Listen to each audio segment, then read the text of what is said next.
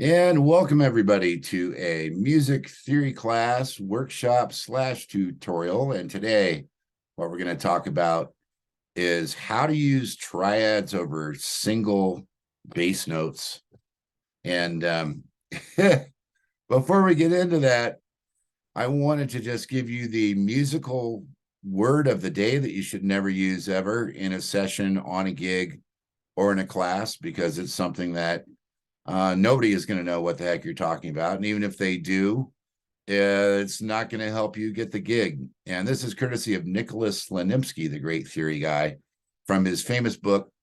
And the term is sesquiquenque tone progression, equal division of 11 octaves into 12 parts on page 136. I can't help but laugh because I just don't know how people even say this, and to look at it, it looks even worse. The sesquiquenquetone.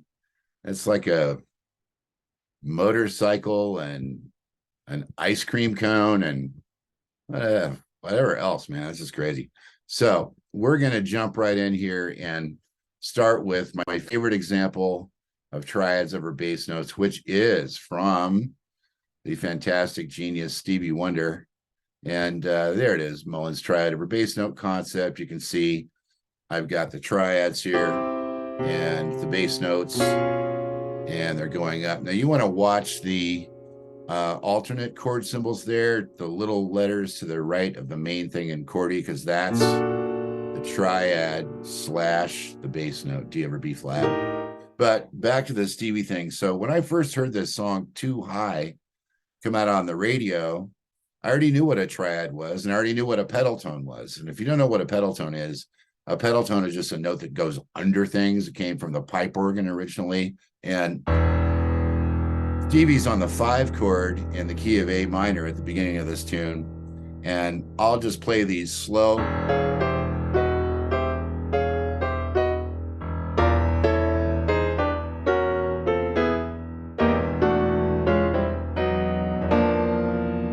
Man, come on, man. Is that incredible or what? And he's doing it with a group of singers. Ending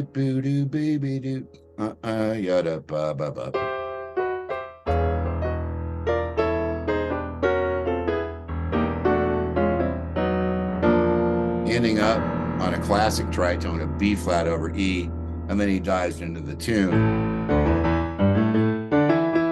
and goes on from there to, all the rest of the tune. But that's a great example of hearing it in pop music. You don't hear that on a Taylor Swift record, but she's never going to be as cool as Stevie Wonder, is she? All right, so the triad over bass note concept is pretty simple. In contrary motion, the bass notes go down and the triads go up. So here we go.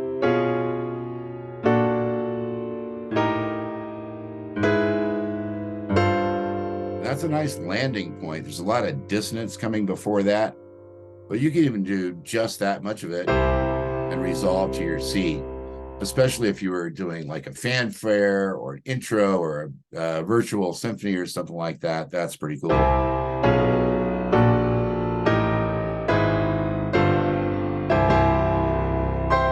right, beautiful. Let's check out the rest of it. Then when it goes on from the F over G, it goes to the G flat. So coming from the F over G. Now here's something that is interesting mathematically, and it's simple enough to understand. Halfway through the octave, 1, 2, 3, 4, 5, 6, at the tritone, it becomes a resolved major chord again, which is kind of a cool thing. It splits the octave into 2 parts there. 11 octaves into 12 parts. I can't do it. If you can, I'll send you a Girl Scout cookie box, all right? So, and there's what we can see at bar 7, G over F, A flat over C, keeps getting a little more weird. Now it gets more in, and nice little sus chord there, going to this, which is beautiful. Now, don't forget, you can always make something that's going up come down, and something that's going down go back up, and that's what contrary motion descending is. So here I am at the top of the chords, the low of the bass, and I'm just going to go backwards with it.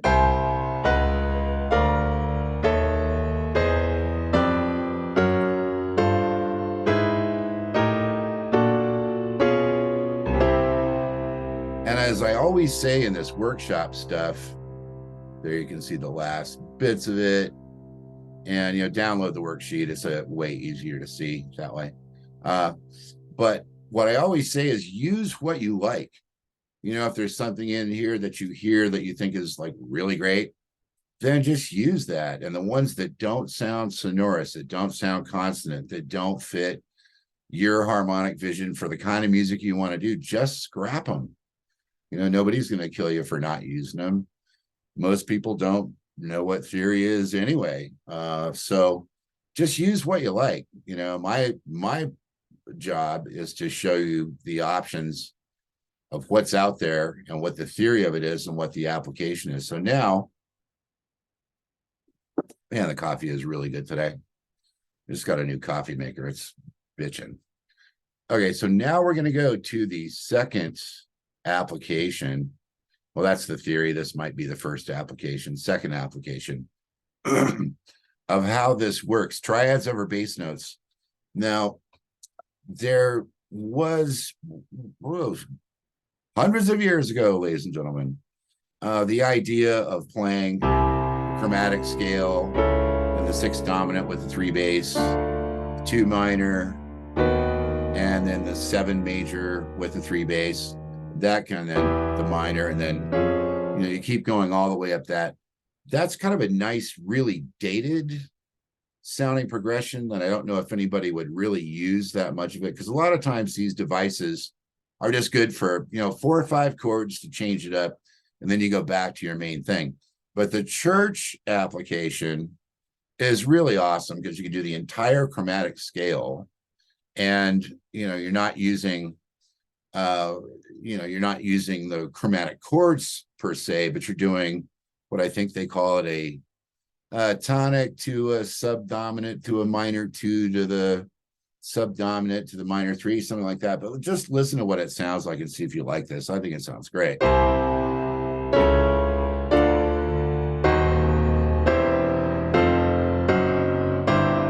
halfway in, and it sounds like church to me. I'm going to pull Cordy down to show you the rest of it here.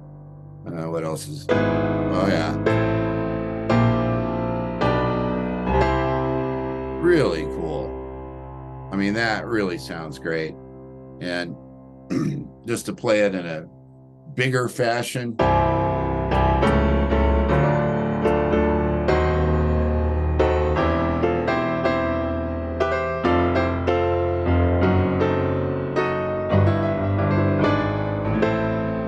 Dave Brubeck used to use that on his tunes. I think it's in Gravy Waltz or something like that.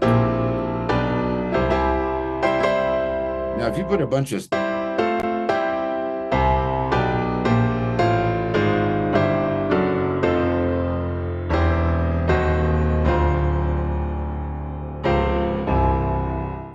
contrary motion to that and just change the chords up slightly, man, that sounds fantastic. So once again, a little slower, going up, right?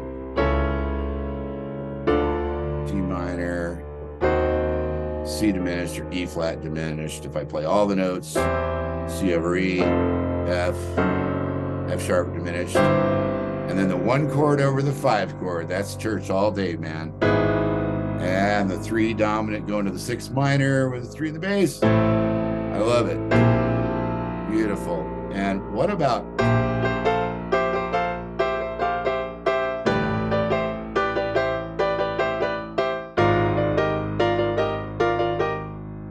that's from a song I wrote called Suntan Lotion. It's on the Red Shoes album. And it was a thing, the 70s and the 80s, everybody did that. And just to wrap this up, one guy that did it and did it really well is a keyboard player, fantastic singer from a band, one of my favorites, called the Doobie Brothers. And it's Michael McDonald, of course. And he had a song called Minute by Minute. And his application of this church thing was super cool because he started here on the 2, and then he just went from the 2 all the way up he put a left hand rhythm in it and did it 3 times, and then the song starts. So Cordy's probably not going to follow this that well. I might not play it perfectly because I haven't done it in a long time, but it's something like this.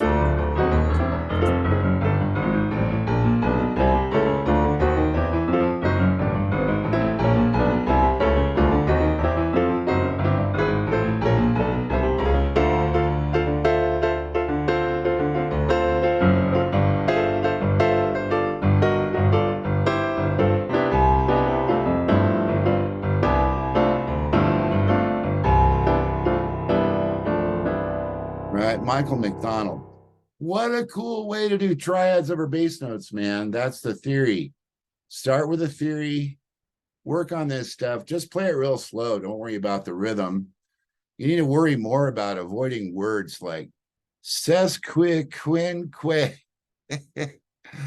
I can't I can't even say the whole word without dying. But anyway, thanks for watching. Don't forget, like and subscribe, please, to my channel.